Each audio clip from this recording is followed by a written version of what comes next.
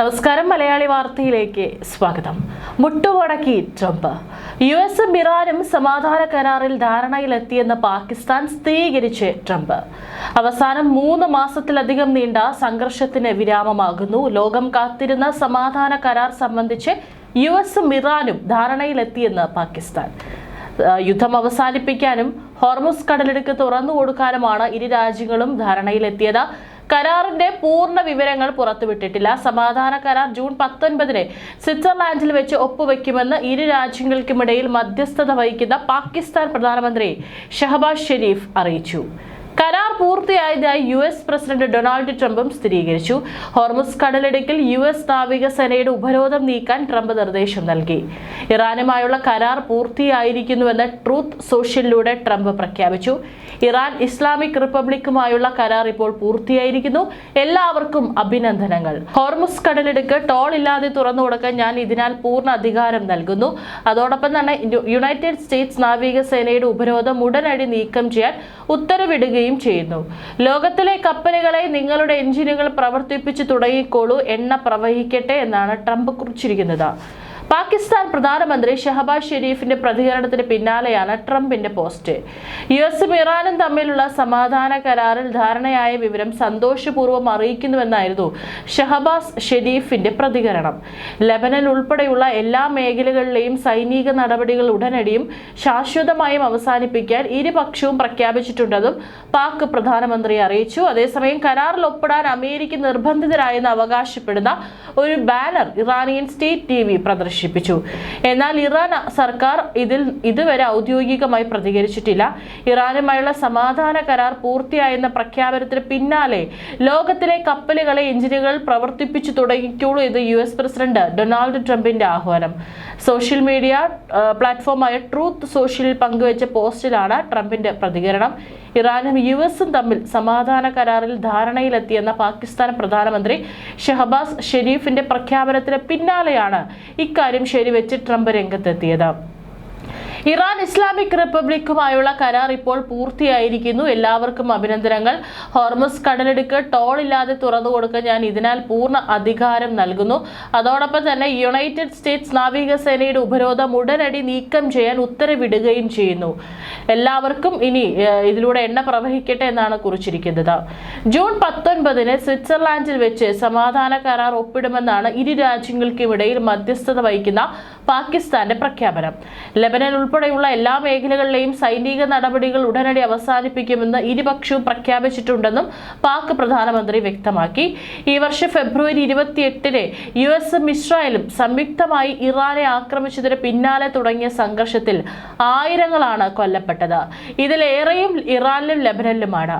അടിക്ക് തിരിച്ചടി എന്നോണം ഇസ്രായേലും ഗൾഫ് മേഖലയിലെ യുഎസിന്റെ സൈനിക താവളങ്ങൾക്കും നേരെ ഇറാൻ നടത്തിയ ആക്രമണങ്ങളിലും വ്യാപക നാശം സംഭവിച്ചു. ഇതിന് പിന്നാലെ ആഗോളതലത്തിൽ സമുദ്രമാർഗമുള്ള എണ്ണക്കടത്തിന്റെ ഏകദേശം 20 മുതൽ 25% നടക്കുന്ന ഹോർമുസ് കടലിടുക്ക് ഇറാൻ അടച്ചതോടെ എണ്ണവിലയും കുതിച്ചു. തുടർന്ന് യുഎസും നാവികസേന ഇറാൻ തുറമുഖങ്ങളിൽ ഉപരോധം ഏർപ്പെടുത്തിയതും സാഹചര്യം കൂടുതൽ വഷളാക്കി. ഇരു രാജ്യങ്ങളും സമാധാന കരാറിൽ ധാരണയിലെത്തിയെന്ന പ്രഖ്യാപനത്തിന് പിന്നാലെ ക്രൂഡ് ഓയിൽ വിലയിൽ 4% ഇടിവ് രേഖപ്പെടുത്തി. ബ്രന്റ് ക്രൂഡ് ഓയിൽ വില $3.51 കുറഞ്ഞ് ബാരലിലെ $83.82 താഴ്ന്നു.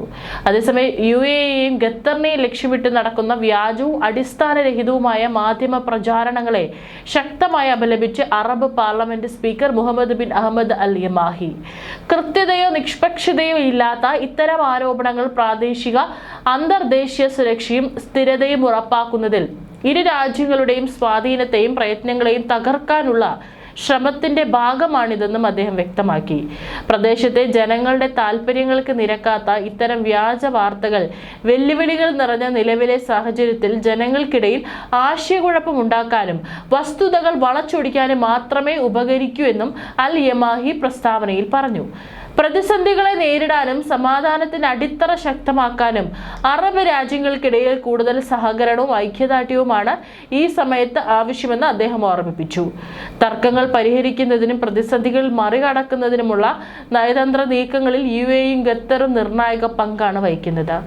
മേഖലയിലെ ജനങ്ങളുടെ വികസനവും പുരോഗതിയും ലക്ഷ്യമിട്ടുള്ള സംയുക്ത നീക്കങ്ങളിൽ ഇരു രാജ്യങ്ങൾക്കുമുള്ള വ്യക്തമായ പ്രതിബദ്ധതയാണ് ഇത് കാണിക്കുന്നത്. മാധ്യമങ്ങളിലൂടെയുള്ള തെറ്റായ പ്രചാരണങ്ങളെയും ഭിന്നതയുണ്ടാക്കാനുള്ള ശ്രമങ്ങളെയും അറബ് പാർലമെന്റ് ശക്തമായി നിഷേധിച്ചു. അറബ് രാജ്യങ്ങൾക്കിടയിലുള്ള ഐക്യദാർഢ്യവും പരമാധികാരത്തോടെയുള്ള ബഹുമാനവും ആഭ്യന്തര കാര്യങ്ങളിലുള്ള ഇടപെടാതിരിക്കലും മേഖലയുടെ സുരക്ഷയ്ക്കും സ്ഥിരതയ്ക്കും അത്യാവശ്യമാണെന്നും അൽ യമാഹി ഊന്നി പറഞ്ഞു. UAEയുടെ ആണവ സുരക്ഷാ കാര്യങ്ങൾ നിയന്ത്രിക്കുന്ന സ്വതന്ത്ര സ്ഥാപനമായ ഫെഡറൽ അതോറിറ്റി ഫോർ ന്യൂക്ലിയർ റെഗുലേഷന്റെ പുതിയ ഡയറക്ടർ ജനറലായി അഹമ്മദ് അലി മുഹമ്മദ് അൽ കാബിയെ UAE president Sheikh Mohammed bin Zayed Al Nahyan നിയമിച്ചു. ഞായറാഴ്ച പുറപ്പെടുവിച്ച ഔദ്യോഗിക ഉത്തരവിലാണ് ഈ സുപ്രധാന നിയമനം വ്യക്തമാക്കിയത്. 2015 മുതൽ ഈ പദവിയിലിരുന്ന പ്രശസ്ത ആണവ ശാസ്ത്രജ്ഞൻ ക്രിസ്റ്റർ വിക്ടേഴ്സിന് പകരക്കാരനായാണ് അൽ കാബി ചുമതലയേൽക്കുന്നത്. ആണവ ഊർജം, ആണവ സുരക്ഷ, ആണവായുധ വ്യാപന നിരോധനം എന്നീ വിഷയങ്ങളിൽ UAE സർക്കാരും അന്താരാഷ്ട്ര ആണവോർജ ഏജൻസിയും തമ്മിലുള്ള ചർച്ചകളിൽ പ്രധാന മധ്യസ്ഥനായി പ്രവർത്തിച്ചിരുന്നതും അൽ കൽഅബിയാണ്. ഫെഡറൽ അതോറിറ്റി ഫോർ ന്യൂക്ലിയർ റെഗുലേഷന്റെ ബോർഡ് ഓഫ് മാനേജ്മെന്റ് ഡെപ്യൂട്ടി ചെയർമാനായും അദ്ദേഹം സേവനമനുഷ്ഠിച്ചിട്ടുണ്ട്. അമേരിക്കയിലെ പ്രശസ്തമായ പെർഡ്യൂ യൂണിവേഴ്സിറ്റിയിൽ നിന്ന് ന്യൂക്ലിയർ എഞ്ചിനീയറിംഗിൽ ബാച്ചിലേഴ്സ്, മാസ്റ്റേഴ്സ് ബിരുദങ്ങൾ നേടിയിട്ടുണ്ട്. UAEയുടെ നയതന്ത്ര ബന്ധങ്ങൾ ശക്തിപ്പെടുത്തുന്നതിൽ നൽകിയ സംഭാവനകൾ പരിഗണിച്ച് രാജ്യത്തിന്റെ പരമോന്നത ബഹുമതികളിൽ ഒന്നായ order for Zayed second class നൽകി രാജ്യം അദ്ദേഹത്തെ ആദരിച്ചിട്ടുണ്ട്. അതേസമയം ഇറാൻ അമേരിക്ക സമാധാന കരാർ ഒപ്പിടാൻ മണിക്കൂറുകൾ മാത്രം ബാക്കി നിൽക്കെ ഇസ്രായേൽ ലെബനൻ തലസ്ഥാനത്ത് നടത്തിയ വ്യോമാക്രമണത്തിൽ പ്രതിഷേധിച്ച് ചർച്ചകളിൽ നിന്ന് പിന്മാറുമെന്ന കടുത്ത മുന്നറിയിപ്പുമായി ഇറാൻ രംഗത്തെത്തിയിരുന്നു. ലെബനൻ ആക്രമണത്തിന്റെ പശ്ചാത്തലത്തിൽ ചർച്ചകളിൽ മുന്നോട്ടു പോകുന്നത് സാധ്യമല്ലെന്നാണ് Iran parliament speaker MB Ghalibaf അഭിപ്രായപ്പെട്ടത്. അമേരിക്കയ്ക്ക് വാക്ക് പാലിക്കാൻ കഴിയില്ലെന്നും സമാധാന ശ്രമങ്ങളെ അട്ടിമറിക്കുന്ന നിലപാടാണ് ഉണ്ടായതെന്നും ഇറാൻ കുറ്റപ്പെടുത്തി. ഇറാന്റെ ഭാഗത്ത് നിന്ന് നിർണായക കരാറിൽ ഒപ്പുവെക്കേണ്ടത് സ്പീക്കർ ഗാലിബാഫാണ്. ഇറാനും അമേരിക്കയും തമ്മിൽ ഏറെ നാളായി നടന്നു വന്ന ചർച്ചകൾ അന്തിമഘട്ടത്തിൽ എത്തി നിൽക്കവെയാണ് ഇസ്രായേലിന്റെ ഭാഗത്ത് നിന്ന് അപ്രതീക്ഷിത നീക്കമുണ്ടായത്. ലെബനനിലെ ആക്രമണം മേഖലയിലെ സമാധാന അന്തരീക്ഷം തകർക്കുന്നതാണെന്നും ഇത്തരമൊരു സാഹചര്യത്തിൽ ഒത്തുതീർപ്പ് കരാറുകൾക്ക് പ്രസക്തിയില്ലെന്നുമാണ് ഇറാന്റെ നിലപാട്. അവസാന നിമിഷത്തിൽ ഇറാൻ കടുപ്പിച്ചത് കരാറിനെ ബാധിക്കുമോ എന്ന ആശങ്ക സജീവമാണ്. നേരത്തെ ഇറാൻ US സമാധാന ധാരണ ഇന്ന് ഒപ്പുവയ്ക്കുമെന്ന് അമേരിക്കൻ പ്രസിഡന്റ് ഡൊണാൾഡ് ട്രംപ് വ്യക്തമാക്കിയിരുന്നു. ഇറാൻ US സമാധാന ധാരണ ഇന്ന് ഒപ്പുവയ്ക്കുമെന്ന നിലപാടിലാണ് ഡൊണാൾഡ് ട്രംപ്. ധാരണ ഒപ്പിട്ടാൽ ഉടനടി ഹോർമുസ് തുറക്കും. സമ്പുഷ്ടീകരിച്ച യുറേനിയം അടക്കമുള്ള കാര്യങ്ങൾ ചർച്ച ചെയ്ത് 60 ദിവസത്തിനകം അന്തിമ കരാർ രൂപീകരിക്കും. സമാധാന ധാരണാപത്രം ഒപ്പിടുന്നത് നേരിട്ടായിരിക്കില്ലെന്ന സൂചനകളും പുറത്തുവരുന്നുണ്ട്. വേദിയാകാൻ സ്വിറ്റ്സർലാൻഡ് സന്നദ്ധത അറിയിച്ചെങ്കിലും തീരുമാനമായിട്ടില്ല. സമാധാന ധാരണ ഒപ്പിടൽ ചടങ്ങ് ജനീവയിൽ നടന്നേക്കുമെന്നായിരുന്നു നേരത്തെയുള്ള വിവരങ്ങൾ. എന്നാൽ ഇപ്പോൾ ഒപ്പിടുന്ന കേവലം 2 പേജുള്ള ധാരണാപത്രം അതത് രാജ്യങ്ങളിൽ നിന്ന് തന്നെ പരസ്പരം അംഗീകരിച്ച് കൈമാറിയേക്കുമെന്ന സൂചനകളുമുണ്ട്.